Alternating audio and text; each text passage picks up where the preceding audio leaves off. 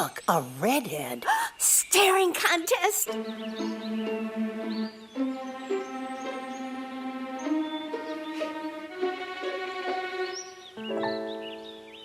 You still got it. I know. Come alive with the forest. The dad was cute. You were looking right at us. Visit discovertheforest.org to find a forest near you.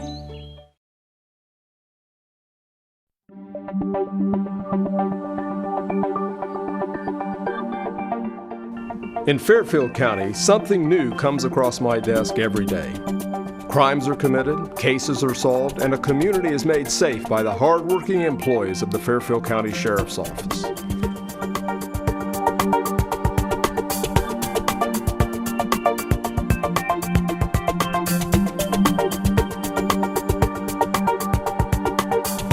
Welcome to This Week with Sheriff Dave Phelan, a weekly program on LSN. We're also carried by a number of the radio affiliates here in Lancaster. This show is actually shot and produced at Fairfield Christian Academy. Our executive producer, Kelly Roberts, behind the scenes. And back by popular demand is Lieutenant Alex Lape. Good to see you, Lieutenant. It's good to be back. Our road commander.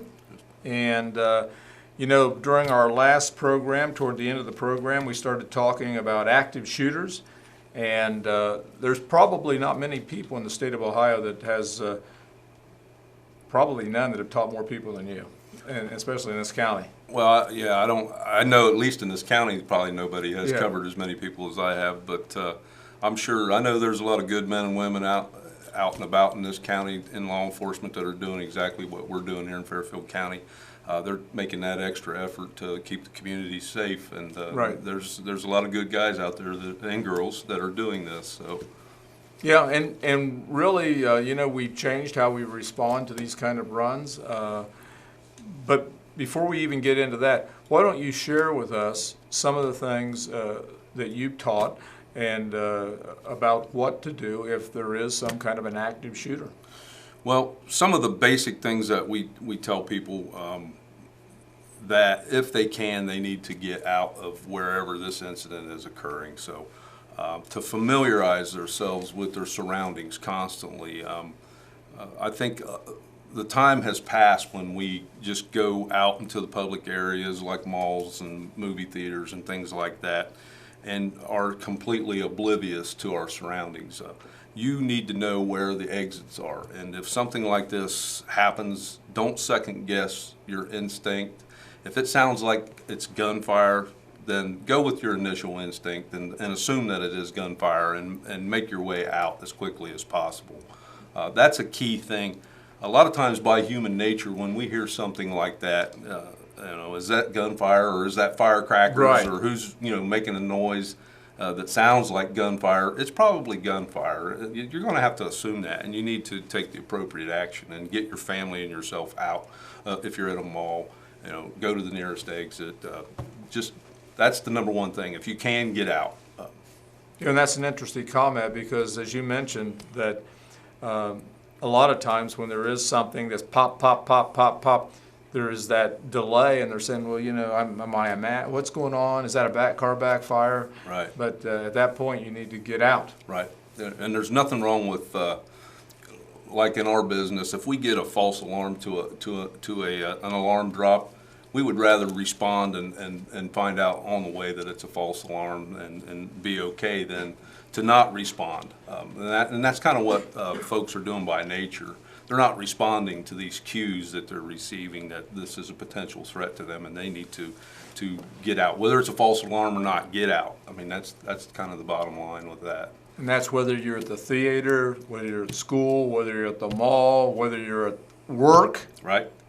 Working. Find the exit, get out. Jump out a window, whatever you need to do. Statistically, these active shooter events occur in a workplace environment more than they do in schools. The focus has been for years on schools with the incidents that occurred like in Columbine and places like that get the big notoriety in the news.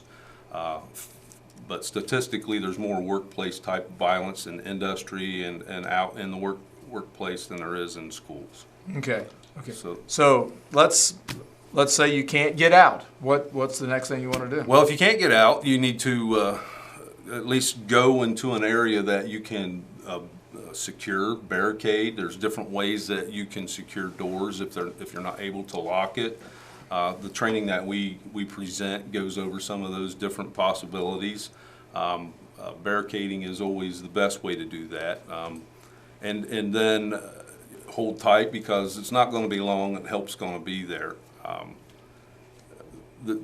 Without going into a great depth on how we can do that, some of the ways that you can barricade a room without putting a lot of stuff in front of the door. There's little mechanisms now that are being invented. That's one way. You could just use your belt on the pneumatic arm on the door and secure that. That's another way to keep somebody from being able to open the door. Or your belt around the doorknob and pull it tight if it opens the opposite direction and stand off to the side. That's another easy way that you can secure that room and keep somebody from coming in there. And then if all else fails and you can't avoid contact with this person who's perpetrating this act, then we need to fight. Okay. Fighting is the last resort. You need to do what you need to do to take this person out who's committing these kind of acts. Recently there was an incident in a restaurant in Columbus. Right. They threw chairs at this individual. They actually had a baseball bat that they brought out from back in the kitchen and utilized that against this person. He's a knife, machete wielding assailant, and they did what they needed to do to protect themselves, and it obviously worked, because he fled the scene of the restaurant and was engaged by police a couple miles away from the scene. So, And how important is it to maybe practice these kind of things? the drills are critical too.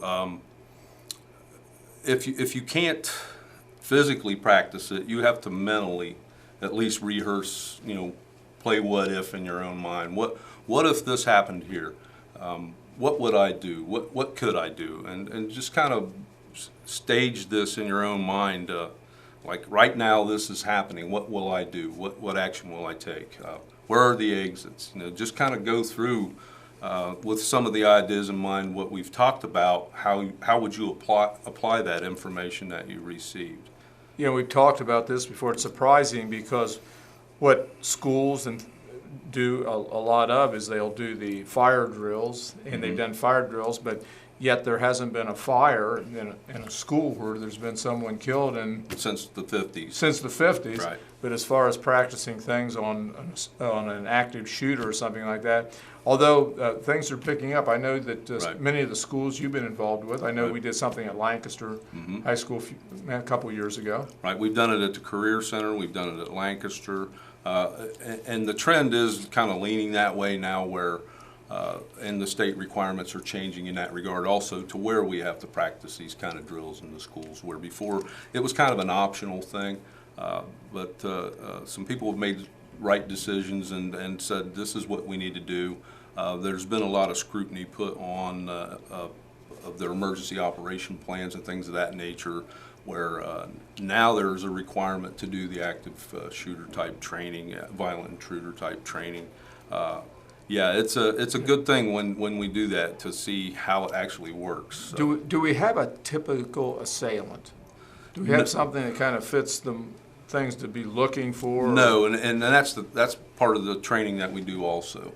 It kind of goes back to back in the day we did the stranger danger type training, and we always asked children, tell me what a stranger looks like. And that was probably that's the hardest thing to convey to a child, what a stranger is. So along those same lines, it's really hard to say who this person who's going to be a violent intruder is. Right. There is no profile that fits this person, especially when you're looking at the lone wolf type incidents that occur. It's really hard to predict and prepare for those things.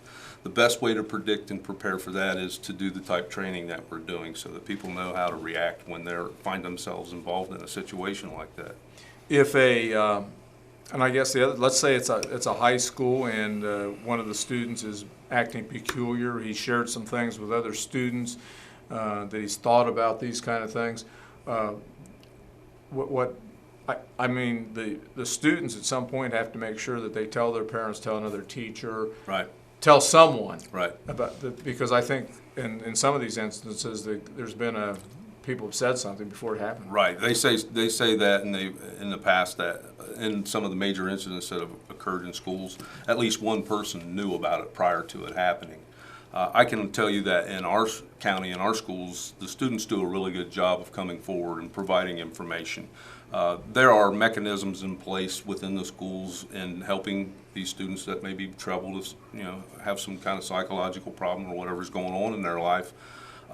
There's threat assessment teams that are embedded in the schools comprised of counselors, doctors, psychiatrists that are involved in doing what we call a threat assessment on this particular child. What help do they actually need? And then they send them in the direction that they need to go in order to get that. And I think it's always important to point out that, we do a lot of different things, but the reality is slim that it's going to happen here or happen at your school or Right. where you work or in the mall or the theater. But just like when you get on the airplane, the airplanes are safe, but they're going to tell you, if the mask will come down if we lose air, and this is a flotation device and all those kind of things. Right. The more that we practice these things and train them, whether we're doing a mental what-if game or a physical training, or we're coordinating and training our families as well, the better prepared we are in the event we should ever find ourselves in a situation like this.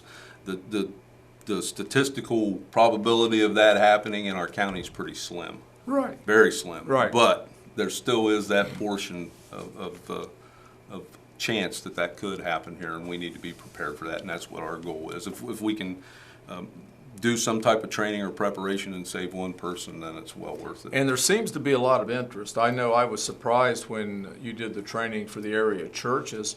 We have maybe 300 people? Yeah, there was a good crowd, and that's still a popular thing, and we're still doing that today. Yeah, and it may be some things we do in the future. And again, if you're listening or viewing today, if you're interested in some kind of training, if you have a group, let us know. We'll be glad to come in and share some lessons learned. Yes, sir. Yep. Well, we're just about out of time.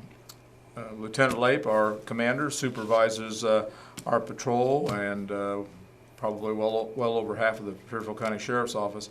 56 deputies. 56 total. deputies. Yes. Wow. And they do a terrific job. And They we do. mentioned that last week, and a lot of things that we never hear about. We have an awards luncheon coming up in May where we honor and recognize deputies that have exemplified some great behavior during the last year. Yeah. They're out there every day, 24/7.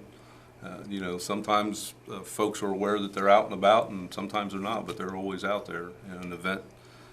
Something's going on, they're going to be there to handle it. Well, we're just about out of time. Do appreciate you being here. That's Lieutenant Alex Lape, our patrol commander within the Fairfield County Sheriff's Office, a veteran, and does a terrific job.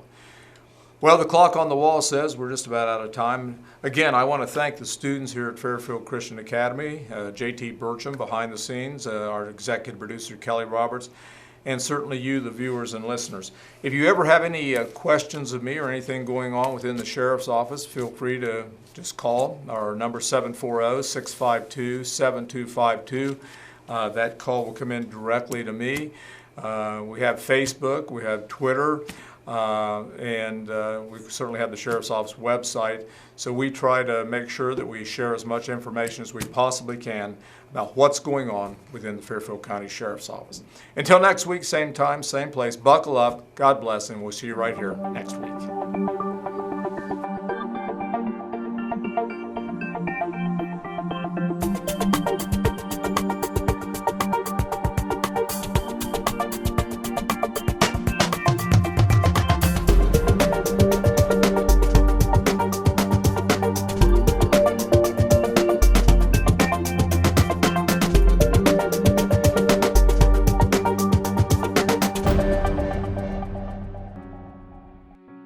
These waters were woven into the culture of Native American tribes.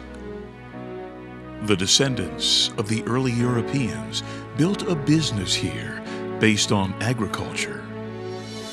And today, this unique destination in the central Ohio countryside comes to life with stories and memories centuries old. The Fairfield County Historical Parks invites you to amazing Rock Mill. Above the falls of the Hocking River Gorge, here together, nature and man have created some truly American stories that you'll want to experience with the entire family. Visit us or learn more about Rock Mill and the largest wooden water wheel in the nation at historicalparks.org.